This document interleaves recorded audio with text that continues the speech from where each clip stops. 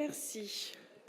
Alors, le budget enseignement supérieur recherche, comme les autres budgets qui ont été présentés au cours de ce conseil, est impacté par la baisse des recettes que subit le conseil régional.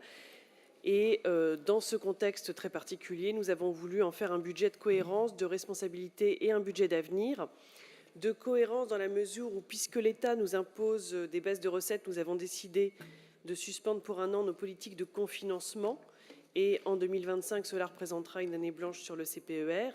Mais c'est un budget de responsabilité puisque la présidente a déjà eu l'occasion de s'exprimer sur le sujet.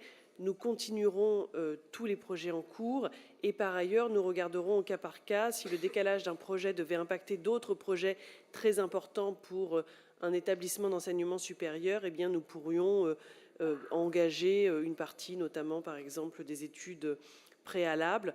Donc nous sommes dans une logique de bonne gestion budgétaire tout en étant, comme la région l'a toujours été, au plus près des besoins des universités. Et donc, par ailleurs, pour répondre par avance à ce qui a pu être dit en commission, les budgets liés au CPER sont des budgets qui concernent les bâtiments. Et ces bâtiments sont importants parce qu'ils donnent les meilleures conditions de travail aux étudiants, parce qu'ils sont des vecteurs d'attractivité pour le secteur.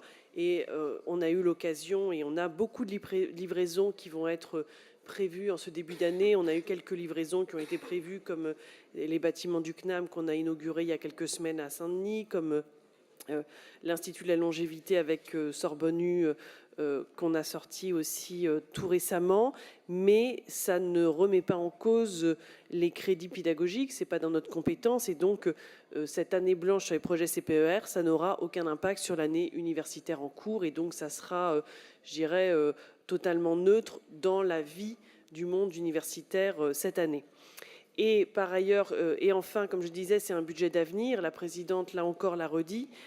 Elle a mis comme priorité dans cette période très compliquée d'un point de vue budgétaire le pouvoir d'achat et l'innovation. Du côté du pouvoir d'achat, nous avons mis l'accent sur les contrats mentors que nous avons protégés coûte que coûte. Cela nous a conduit à procéder à un arbitrage qui a été d'arrêter les aides à la mobilité internationale pour préserver l'intégralité des contrats mentors, et nous avons eu l'occasion d'en discuter avec les présidents d'université et ils ont compris cet arbitrage. Pourquoi ? Parce que les contrats mentors, eh bien, ce sont des contrats qui sont très utiles, notamment au début des études.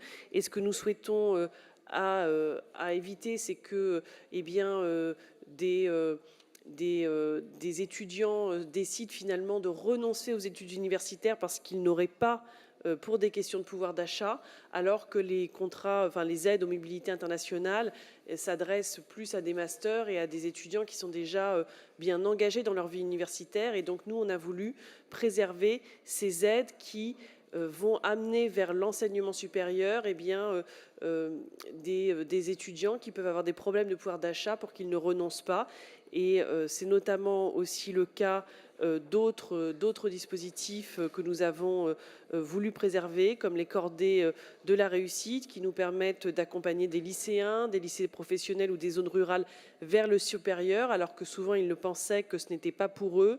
Nous avons préservé l'aide au DAEU, les diplômes d'accès aux études universitaires, qui sont un dispositif reconnu de seconde chance. Et enfin, nous avons préservé la prime de 1 000 € pour les bacheliers boursiers qui ont la mention très bien au bac. C'est à la fois un geste symbolique et un vrai coup de pouce pour leur entrée dans la vie universitaire. Et concernant l'innovation, nous maintenons l'effort sur les équipements parce que nous savons que c'est un vrai élément différenciant et un marqueur de différence en termes d'attractivité. Et ça, vous le savez, ça passe notamment à travers les appels à projets Sésame.